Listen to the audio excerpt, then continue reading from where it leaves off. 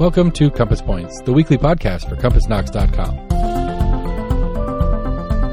CompassKnox.com is your best source for news and politics in Knoxville and Knox County. If you'd like to learn more about the topics discussed on today's podcast, go to CompassKnox.com and subscribe for in-depth coverage and much more. Welcome to Compass Points, a podcast about Knoxville and Knox County government, politics, business, education, anything else really that grabs our attention. I'm Scott Barker, the editor of Compass, which is a subscription-based website and newsletter where we report on all these topics and more. So you can find us at CompassKnox.com. We are recording this in the opulent studios of Barbarian Productions in Rocky Hill, where Lord Seth Barber, producer extraordinaire, reigns supreme. Seth, this is our weekly weather report, our 2-day-old weather report. So it's going to rain, or it's not. I don't know. It is that time of year where it's on and off. Yesterday, I thought yesterday, Thursday, for the listeners out there, was a real weird one. Like, it was giving you it's about to come down hard, and at least locally to me, I got one good shower all day. Oh, well, you got one more than we did. But now one day that I know you don't want it to rain is when Holaroo is coming up. When is Holaroo again? May 17th, so less than 2 weeks from release date of this episode. We'll be down there in the historic Happy Holler, celebrating the history of the neighborhood with our Soapbox Derby, Street Fair, and rock and roll show. We got a really cool lineup. Headlining with The Weeks, if you're familiar. If not, check them out. They're a really good band, running out of Nashville right now, if I remember the backstory correctly. We're really excited to get them to close that event. And if we're lucky, the baseball game will be ending about the same time our show will end, and you'll see the fireworks over the horizon behind the stage. That's my super underground hope for how the day turns out, is that I get free fireworks courtesy of Boyd Sports to close my show. Well, I certainly hope that it works out that way for you. Okay, this week's episode features not one, but two guests. We'll be welcoming Knoxville Mayor India Kincannon to talk about her $477.3 million budget proposal for fiscal year 25-26. And Compass co-founder Jesse Fox Mayshark rejoins the podcast to talk about his new media venture, which is very exciting. But first, we're going to talk about what happened in Knoxville, Knox County news last week. And we'll talk about, actually, this was last weekend, a We the People rally downtown that was aimed at trying to get Congressman Tim Burchett to get out and meet with constituents who may not be pleased with him. Also, we had a piece in our business roundup. We do a business roundup every month, and we had a piece. Gerald Witt, our correspondent, did a piece on the ballpark and businesses around the old in and around the old city, what they experienced since the ballpark opened on the 15th. Also, we'll have a little bit of one of the unusual things that happened is Mayor India Kincannon, City Mayor India Kincannon, ended up breaking a tie on a vote at City Council that is notable not so much for what it was over, but the very fact that it happened, because it rarely happens that the mayor casts a tie-breaking vote. And this is, in fact, as she will tell us when she is here, the first time that's happened on her watch.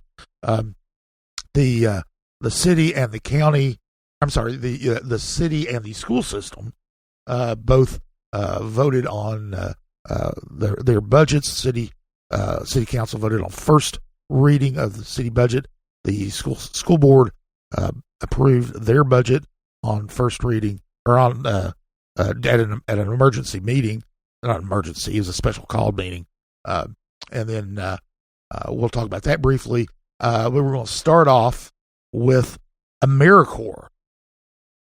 the this is an issue that will have could have major effects on nonprofits in Knoxville, Knox County. Last Friday, not this past Friday, but the Friday before, the Knoxville, Knox County Community Action Committee, which is they provide they're the host for AmeriCorps in the Knoxville area. It's Knox County and a couple other counties around, and they were managing 52 AmeriCorps service members, and all 52 have been fired in the Elon Musk's Doge program. They set their sights on that. The AmeriCorps program nationwide was pretty much gutted, and it was completely annihilated in Knox County.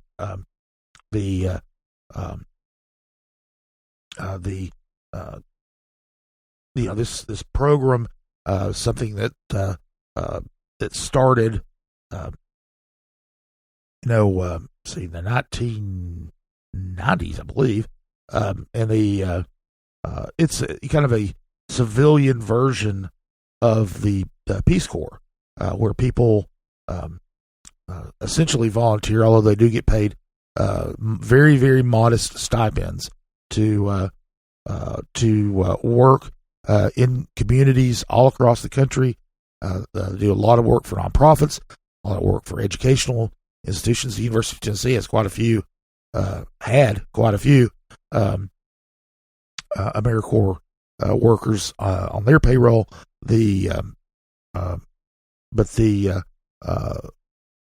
All told in the region, we had 52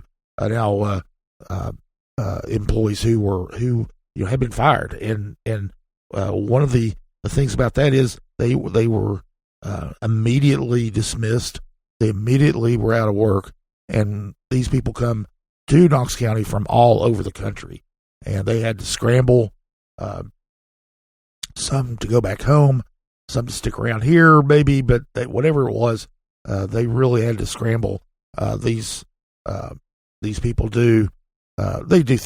They deliver meals. They work with nonprofits. One of the areas that's going to be hit really hard is one of the CAC's own programs, the Beardsley Farm in Mechanicsville. Their entire staff was just about the entire staff was came through AmeriCorps, and we had our correspondent Eric Ryberg, who spoke to some of the folks over there to find out exactly what the hit was going to be, and he talked to Jason Scott, who directs the AmeriCorps programs, or did, I guess. They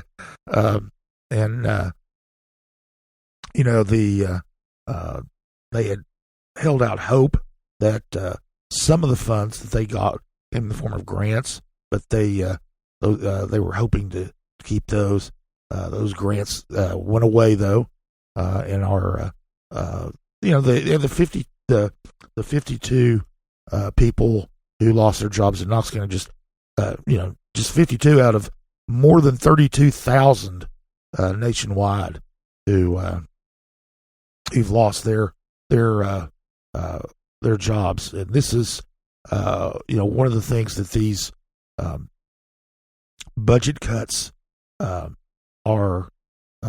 doing. They're going to be showing up. A lot of times you think, you might lose a few people here and there in offices that you never go to, and you never see. But this is something that will that'll have effects throughout the community, and that's one of the the consequences of all these budget cuts, and the it's and this is all through AmeriCorps. Not they're losing the Vista program. They're losing all kinds of help that the community needs and relies on, and that's something that does not appear to be coming back. I haven't seen anything about any kind of legal challenge the way that some people who've been in this situation have reacted, but maybe there will be. But if there are glitches in your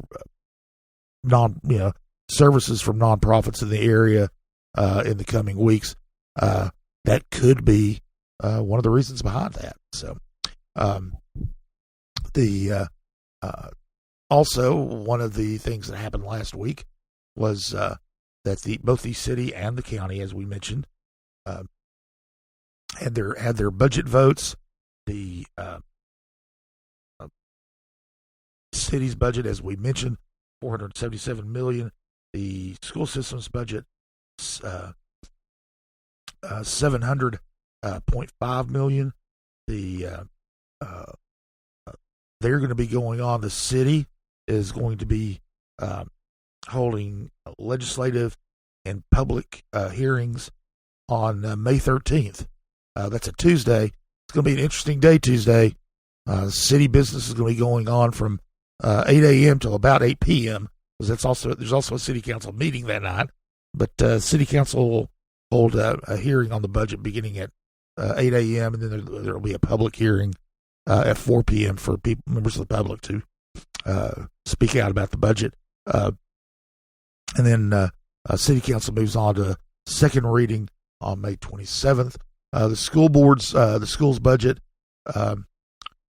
which is about $21 million in new spending. Almost all of that goes to teachers and staff.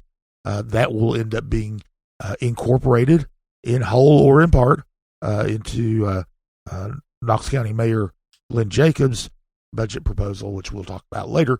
And that is coming up on Monday this week. We mentioned earlier Mayor Kincannon, City Mayor India Kincannon, exercised a rarely used power given to mayors in the charter to break ties on city council. Ties are rare. First of all, there are 9 members, and so usually there's not a tie vote. And second of all, the most measures that go through, even if there's dissent, usually there's a general consensus. It's about 7-2 vote, 8-1 vote, a rare occasion of 6-3 vote. But this case, Vice Mayor Tommy Smith was absent. We only had 8 council members there, and they were considering adopting the 1-year plan, which is a planning document that guides the zoning decisions. It's required that they pass it. And one of the things that this did was it called for it's been amended to remove location restriction for duplexes in low density residential areas. Now you can build duplexes in low density residential areas, but you need to get it needs to go through a use on review process. So each individual, you can't just, if you own property in an RN1 or RN2 zone, you can't just go build a duplex. You do have to submit plans through the planning commission to get that have that use reviewed and approved there. One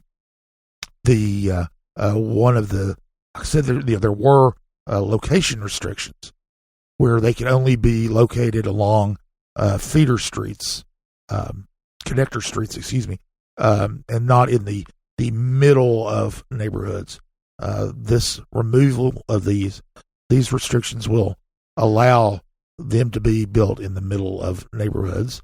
Now, there probably won't be a huge rush to do so. First of all, there aren't very many empty lots in residential neighborhoods in the city of Knoxville. Only a handful of duplex requests go through.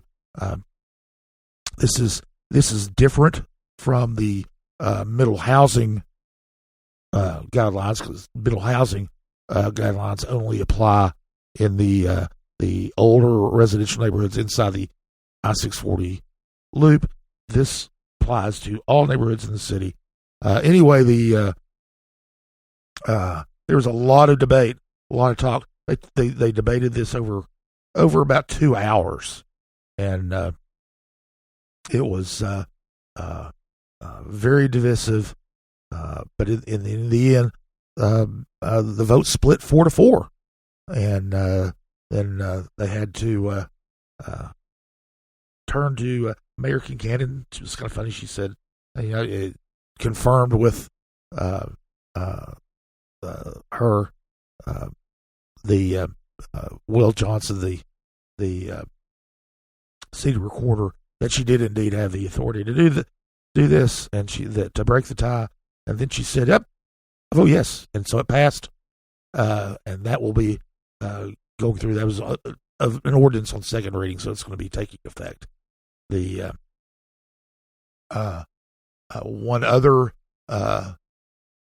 thing to do with the ballpark, Covenant Health Park, is that our correspondent Gerald Witt, who does our business roundup for us every month, went down and talked to business owners, restaurant owners, shop owners, whatever, in and around the old city, about what business was like, has been like since the stadium opened on game nights. Of course, we had a 5-game homestand to open the season. So there was a lot of activity in the old city, and so talked the consensus among these business folks was that it's a little too early to tell what the impact will be. They all said, of course, foot traffic increased a lot, and of course that was part of the goal. One of the things that people talked about was, there's no parking right by the stadium, so nobody's going to go to the stadium. Well, part of the deal was for people to park away from the stadium, at existing parking garages, surface parking lots in the area. The analysis showed that there were probably plenty of spaces to accommodate the stadium and uses in the old city, and the whole goal was to get people to walk through the old city, through there, maybe go to businesses, spend a little money. They might, eat dinner before they go into the ball game, stop for drinks after the ball game, things like that. So as far as the traffic goes, pretty much has increased. More people are going through the old city on game days. Now, whether that will translate to the bottom lines of these businesses is one of the things that we'll be tracking through the inaugural season here, to see just if those the notion that people will be going to the ball game and making a big trip downtown, making it they're not just going to the ball game and going home. They're spending time and money in the downtown area. So, one other thing that happened in the downtown area last week was a rally called the We the People rally, and it was happened on Saturday. The activists gathered in Crouch Park for the rally, and the event basically focused on Representative Tim Burchett, who was not there, and the he is, of course, a Republican, and the Republican congressional leaders have kind of advised their members not to engage too much in these open town hall meetings because a lot of people are mad about the direction of the federal government in the wake of or in the first 100 days of President Donald Trump's second administration. And in fact, Burchett had a call-in town hall, although they screened the people there. But one of the things that made this rally notable, some of the leaders who were there, some of the titans of the local civil rights movement were there. One of them was Theodis Robinson Jr. He was the first black undergraduate to attend the University of Tennessee. He later served on in the cabinet of the chancellor as he was the vice chancellor for diversity of all things, which probably doesn't exist, won't be existing anymore. But he was there to speak, and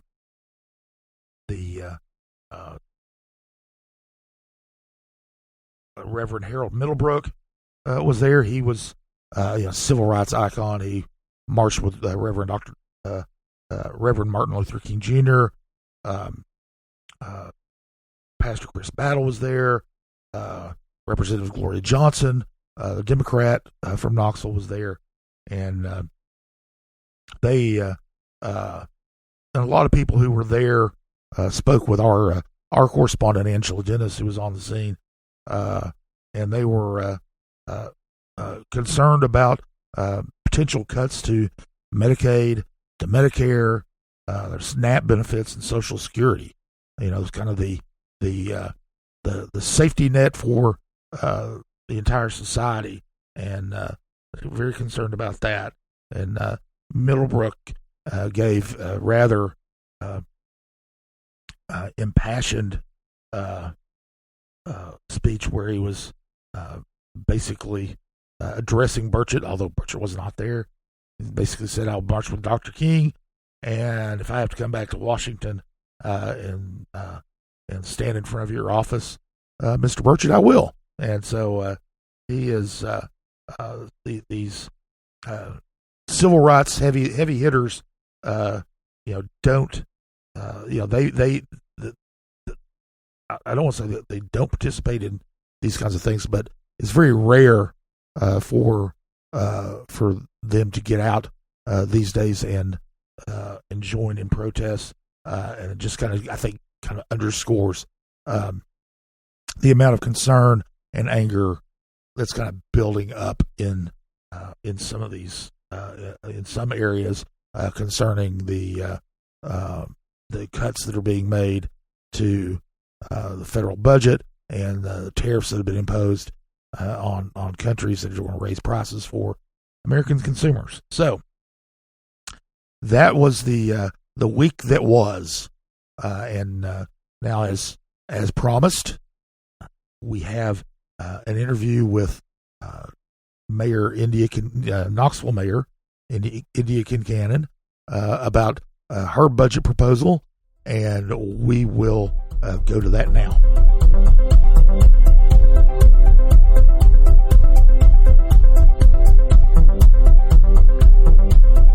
Our guest this week on Compass Points is Knoxville Mayor India Kincannon, who just April 15th presented her $477.3 million budget proposal at an event at Covenant Health Park. And we want to welcome you here, Mayor. Thank you for joining us. I'm glad to be here. Thanks for having me on. Okay, great. We'll jump right in. The first thing that I want to do is kind of, again, your general view on the budget. And one thing I want to ask is that you not use a baseball metaphor. I think you used up all of them at the State of the City address. So talk about the budget in general and what you hope to accomplish. Yeah, well, this budget is, fiscally conservative. I'm really proud of all the work we're doing, and this continues the work we're doing, particularly on lifting up struggling neighbors and maintaining our ability to provide the essential and emergency services that Knoxvillians rely on. And it also is a celebration of some things we've finished that we've done working together as a team, like Covenant Health Park. But yeah, it's a small increase to last year's budget, but really proud of some things of it that are, paying down our debt and being fiscally responsible, investing in our firefighters, and investing in housing. Public safety and housing are the, top priorities our city is focused on, and this budget reflects that.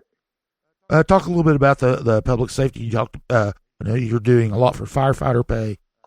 Go through that real quickly. A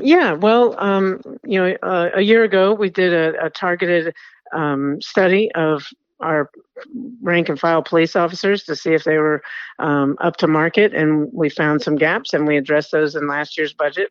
And this year we did the same exact thing for our firefighters. We found some gaps, focused on our rank and file. The firefighters are out there answering 26,000 calls a year, and so this budget will close those gaps, and that's on top of the 4.2% salary increases that all our uniform firefighters and officers get every year, which is something that we enacted back in 2022. So, it's important that our first responders get the training they need and get the pay they deserve. So this includes that. Plus, this is already budgeted, but I did announce at the State of the City that we're going to be breaking ground on the Burlington new fire station this summer, and that's our first new fire station in several decades, maybe 30 years, I think. So excited about moving that forward. These projects have been discussed for a long time and designed, and now we're going to break ground and hopefully get it done the sooner the better.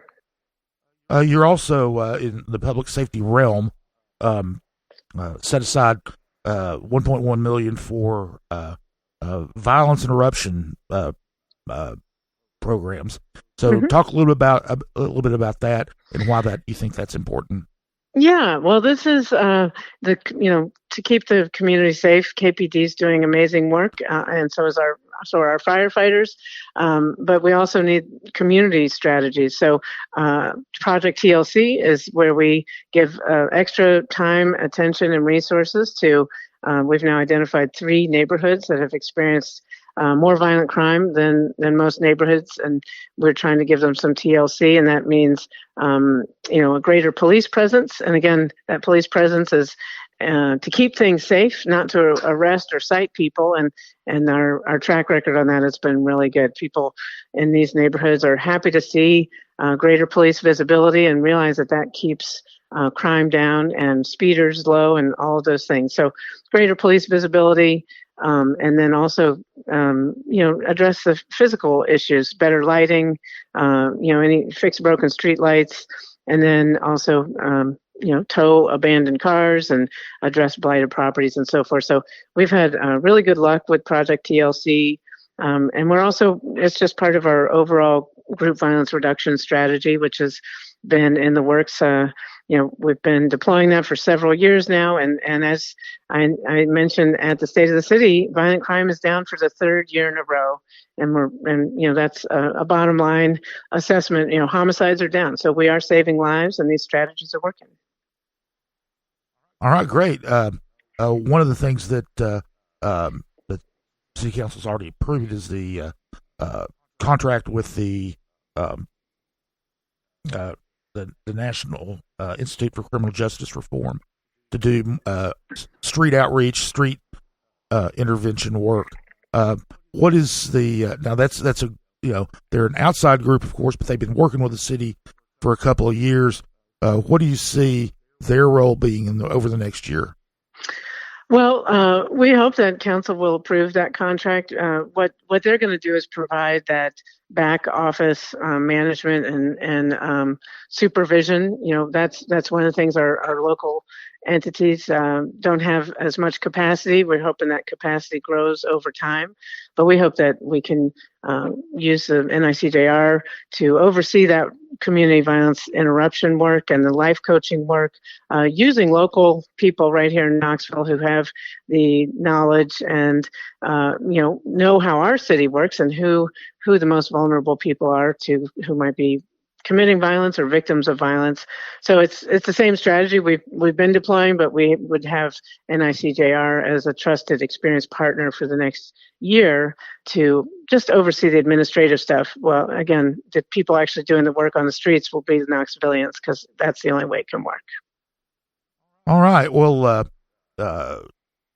speaking of people who are vulnerable, you've got $8.2 million set aside for housing programs in the city. Talk a little bit about that strategy and include talking about the and we've mentioned this on the podcast before, talking about the philanthropy aspect of this. Yes, yeah. I mean, we are still challenged with a lack of housing, and so we want to unleash the private market to create more supply of housing, and that goes from subsidized housing to market rate housing, single-family detached housing, duplexes, middle housing, multifamily housing, and our budget of we'll invest millions of dollars towards that, as we always have since for many years now. So it's going to include funds for our affordable housing fund, which can be used to buy blighted or empty lots. It can be used to do gap financing. And I was really excited and proud that for the first time ever, to date, the gap financing has been 100% funded through city tax dollars. But we asked for donations to this from philanthropists like Phil Lawson and the Clayton family, the Randy Boyd and his family, and the Haslams, and they said yes, and they very generously donated. And last council meeting, for the first time, we applied those dollars that came via United Way and those donors towards, I think, 2 or 3 different projects. And also I was proud because not only did the philanthropic dollars make it possible financially, but these are projects that also are doing, are only possible because we adopted a middle housing zoning flexibility so that you can have apartments of like 8 to 10 units. And so even on the edge and corridors where you might not be able to squeeze in a large group, but you can get 10 or 12 rather than just having an empty lot. So these are revitalizing parts of our city. They're infill housing, and it's going to be affordable for families here in Knoxville. And so using those philanthropic donations, I mean, that's a first, and we hope that our track record continues to inspire more people to donate. All right. Not directly related to the budget, but something that did happen at the last council meeting.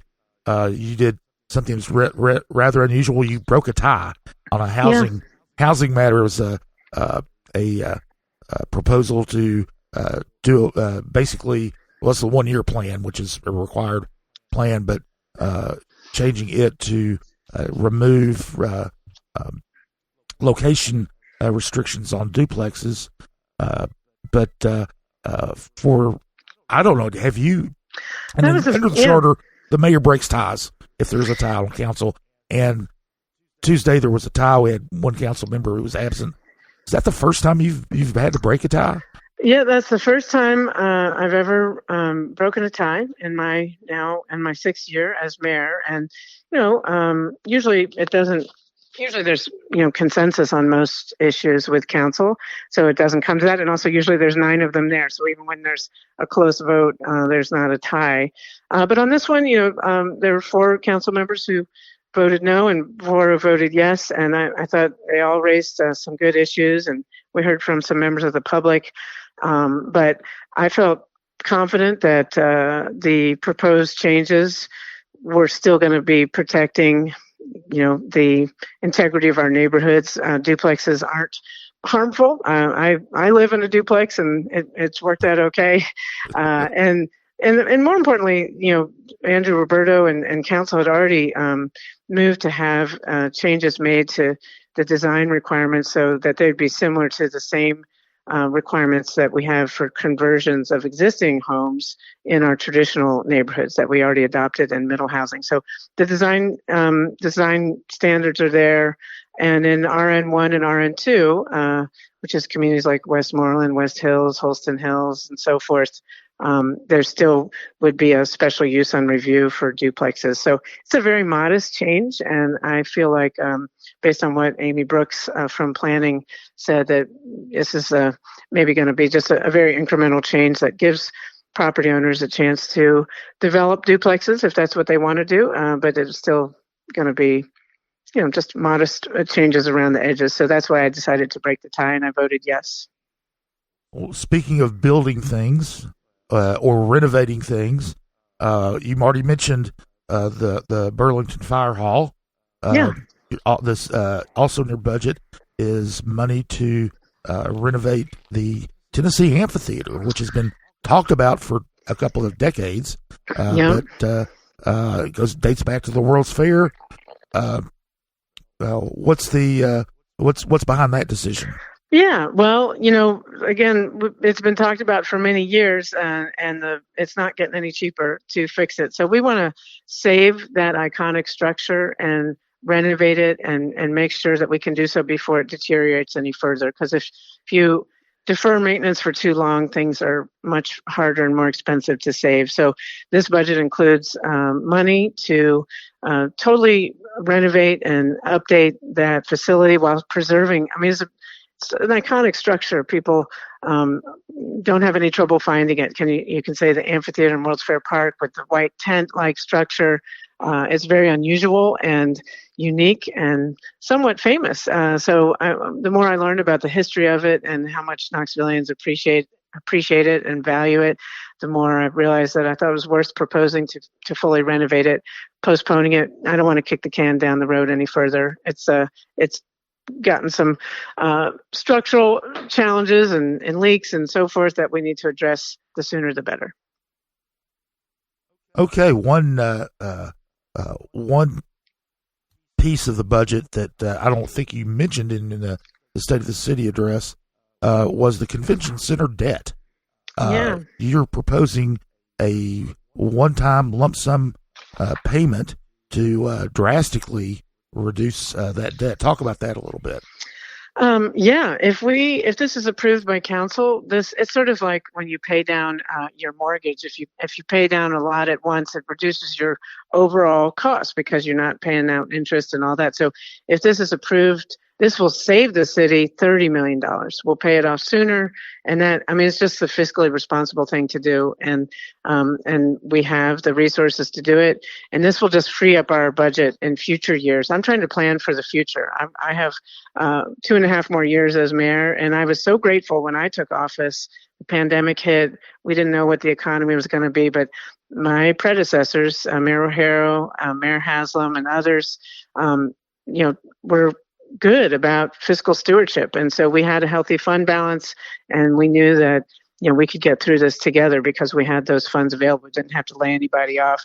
So this is what I'm trying to pay it forward. So this lump sum payment saves the city $30 million and means that instead of focusing on debt service, we can focus on investments in our first responders and public service workers and engineers who keep our city running and safe every day. All right. Is there anything that's included in the budget that either I or other people in the media have kind of overlooked that you think is really important? I'm just really pleased. I think the Vision Zero work, when we talk about public safety, we think about police and fire, but unfortunately, a lot of people suffer serious injury or even fatal crashes on our streets. And so our Vision Zero program the goal is, we call it Vision Zero because we believe that you should be able to move around our city without getting hurt or killed.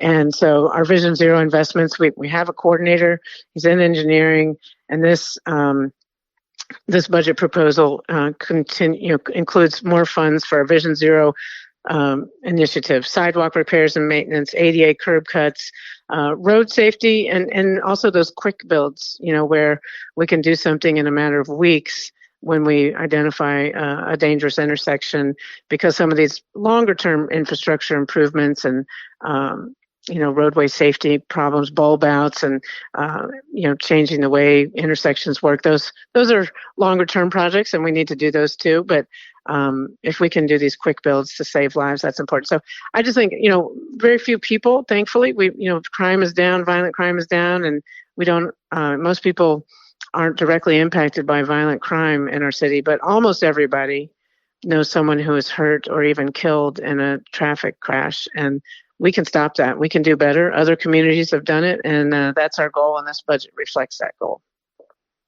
All right. Well, as mentioned at the top of the interview, you announced this at Covenant Health Park.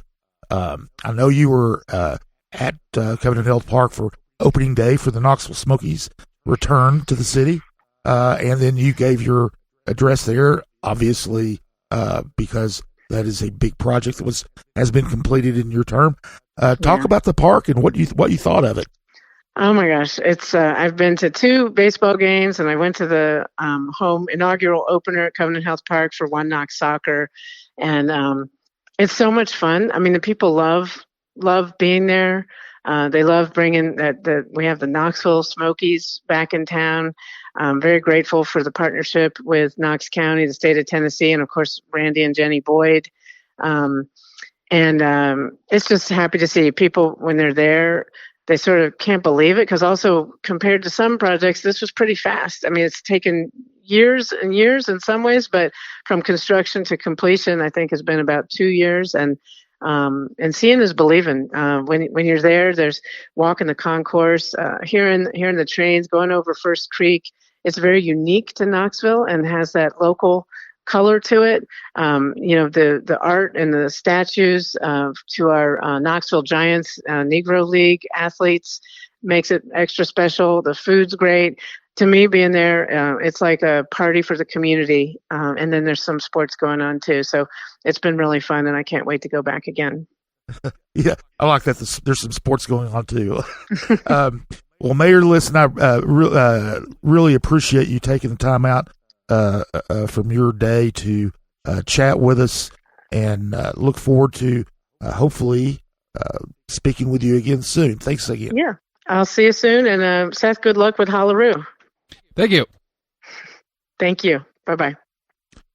Well, we certainly appreciate Mayor Kincannon taking the time from her busy schedule to call in and talk to us. We, as promised, also have as a guest, I guess you would call him a guest. It's my dear friend and co-founder of Compass, Jesse Fox Mayshar. Back after a few months' absence, doing other things. And Jesse, welcome. And what are those things you've been doing? Where have I been? Well, thanks. It's good to be back on the podcast. Scott, you've been doing a fine job with it in my absence.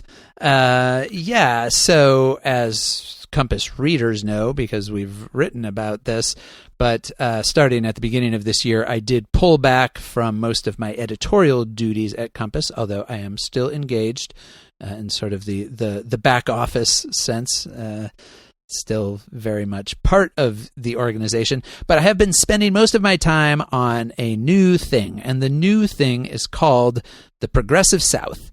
And you can find it at theprogressivesouth.org. It is a nonprofit media platform for progressive voices, views, values, and news across the southern United States. We launched it last week with a podcast called Headlights, Voices from the Progressive South, which you can find at all of your favorite podcasting places, and it is also linked on that website, theprogressivesouth.org. And Scott, as you know, because we talked about this for a couple of years before I really got it cranked up and running, but the goal here is just to do exactly what it says. I don't think it's probably much of a secret to the sort of Compass Points listenership overall that my own political values skew to the left. I know, big shock. Guy who used to edit the Alt Weekly, guy who worked in communications for the former progressive mayor of Knoxville. I do have fairly progressive views. And, one thing that has really just struck me over the years, both as a reporter and then when I was working in government, was that on the one hand, there are an awful lot of progressive-minded people across the South. There's a lot of progressive organizations, nonprofits of various kinds, elected officials. We are, collectively across the South, a minority, obviously, if you look at our electoral politics.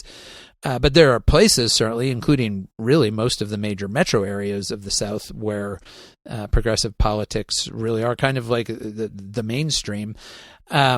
But I think that there's a tendency for people who are doing that kind of work, again, whether it's in a nonprofit capacity or serving as an elected official, state or local office, for progressive people to feel very marginalized and isolated. We all know about the effects of gerrymandering in these states that has, I think, greatly exaggerated the political representation of conservatives across the South.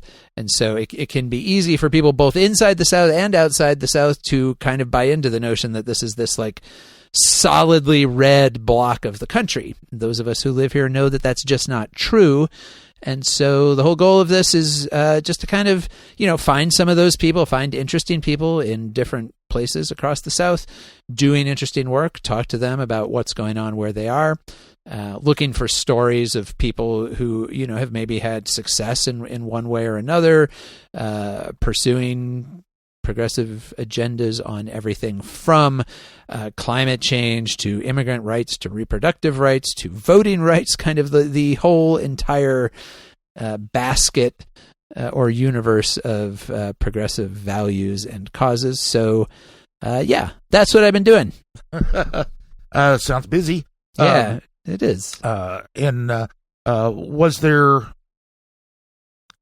anything in particular that really is driving this? Is it idea of having a broader voice, broader reach, and obviously you're able to express your opinions a little bit more than we typically have here at Compass. So yeah, I mean, I think it's a combination of all of those things. I have been doing communication. I've been doing media and communications in one form or another for 30 plus years now, and I've done it in various ways. I worked for daily papers here, like at the News Sentinel. I worked in an office of the New York Times that certainly adhered to your kind of conventional quote unquote objective, quote unquote neutral perspective. But, I also worked for many years for Metropulse here in Knoxville, where we were never shy about combining points of view with our reporting. And so I've always been had a decent comfort level with doing a certain amount of what I would call advocacy journalism. But, the stakes to me right now feel very high. And this is not only because or primarily because of the re-election of Donald Trump. As you know, I've been working on this project long before we knew what the outcome of the 2024 election was going to be.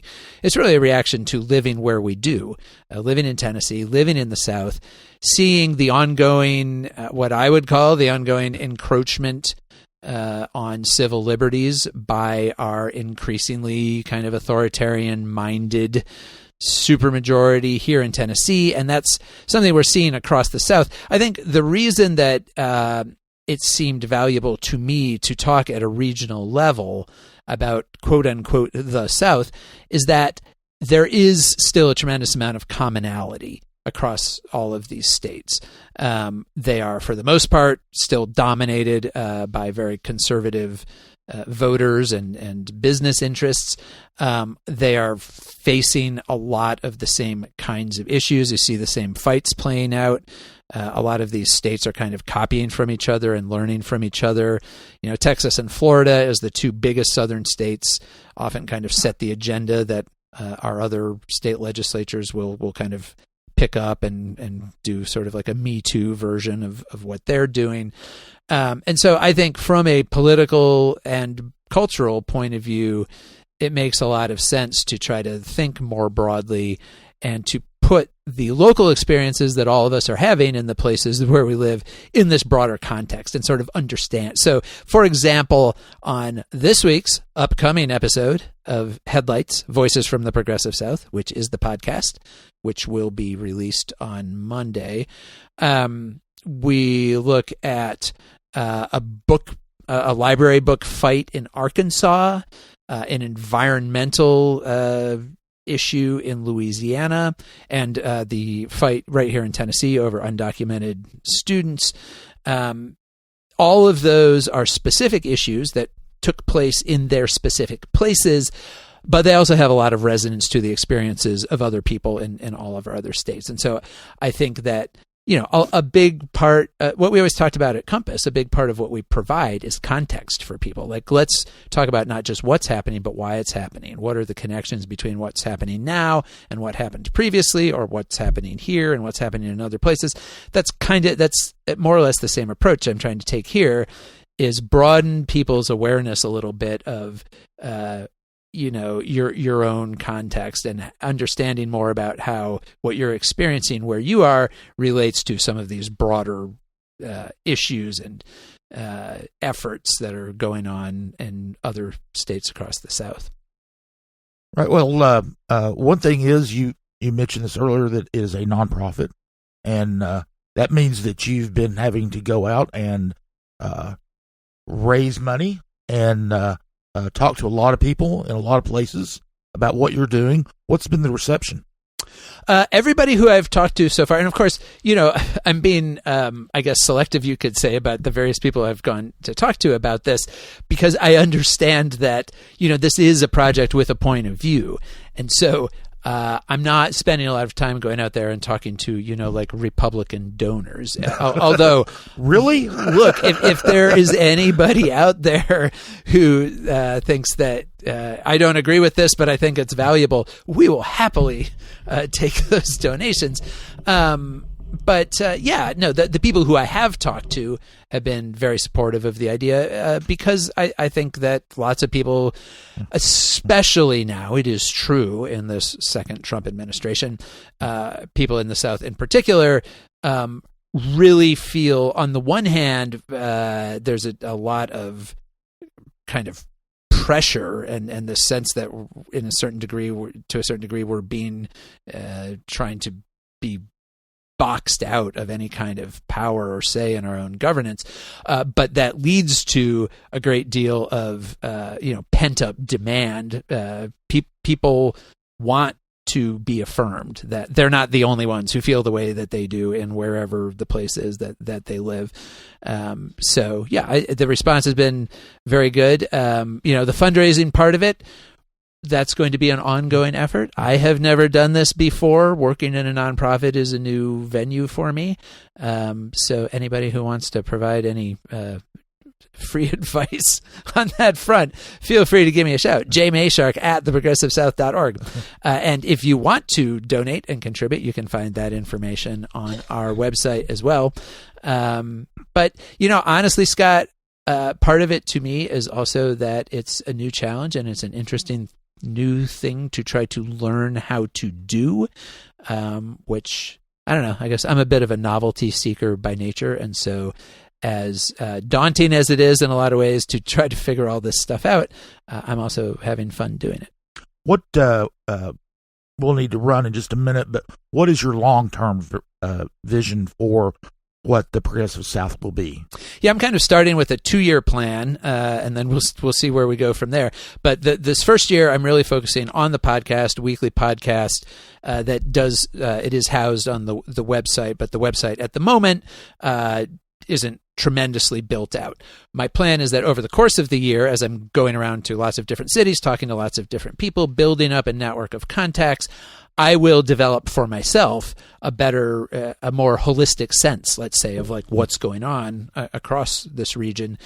And then in year 2, I really want to build out the website with more resources, ideally, and this is going to depend to a significant degree on, fundraising and resources, but very much want to bring other voices in. I mean, I'm talking to other people every week on the podcast, so it's not just my voice, but I want to bring in other contributors of various kinds, writers, podcasters, maybe I have this fantasy of finding like the perfect TikToker out there somewhere who might just kind of take the Progressive South TikTok, which doesn't even exist right now, but it could, and run with it. So yeah, I mean, again, this all depends on building the resources to do it, but I would very much like to build it into a true multimedia effort, with as many other people engaged in it as we can find the resources to do.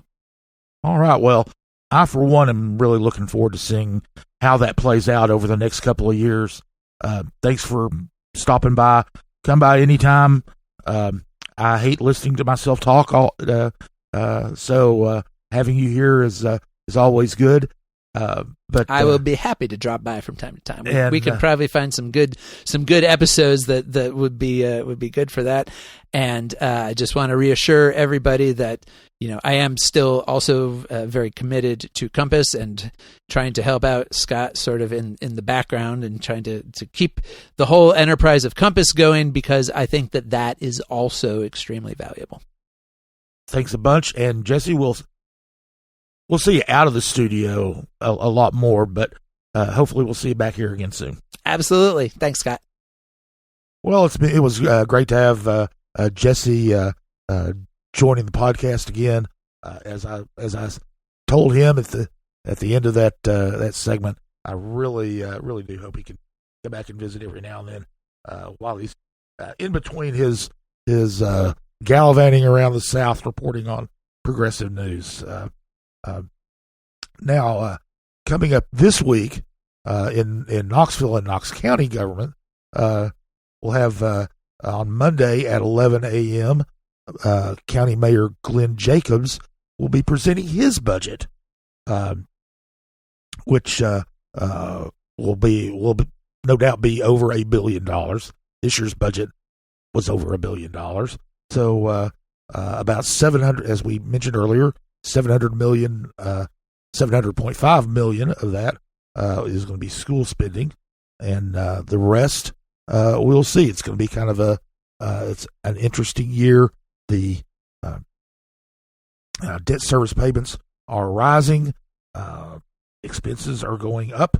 The tax rate is still down pretty darn low, since we haven't had a tax increase in the county since 1999.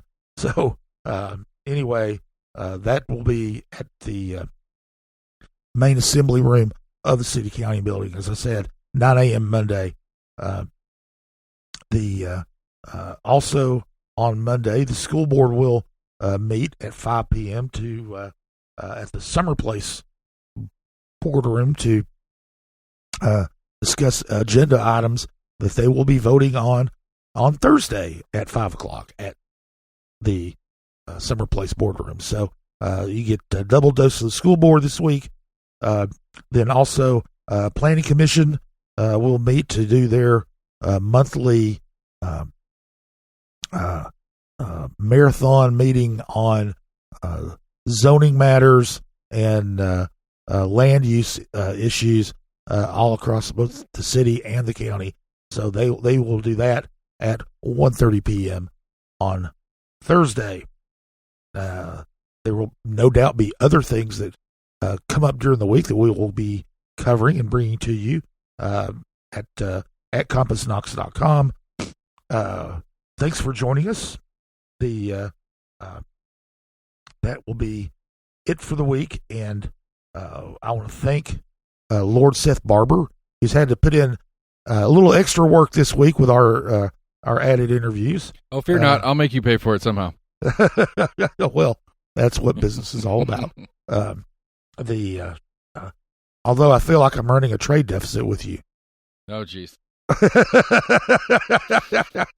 Well, I pay you. You don't pay me. Yeah. I mean, you provide stellar service, but it's not right. money I'll just goes. right. Yeah, like, you're right. I should add a tariff. That's what I agree. That's what you're hinting at. I'm going to add a tariff to. No. Anyway, Seth is our producer. Thank you, Seth. Also, thanks to Will Wright, who produces our music for us. And thank you all for listening. And we'll be back next week with another installment of Compass Points. CompassKnox.com is your best source for news and politics in Knoxville and Knox County. If you'd like to learn more about the topics discussed on today's podcast, go to CompassKnox.com and subscribe for in-depth coverage and much more.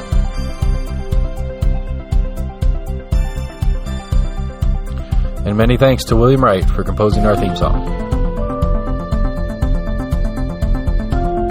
Compass Points is a partnership of Barking Shark Media and Barbarian Productions, and recorded by Lord Seth A. Barber at Barbarian Studios, Knoxville, Tennessee.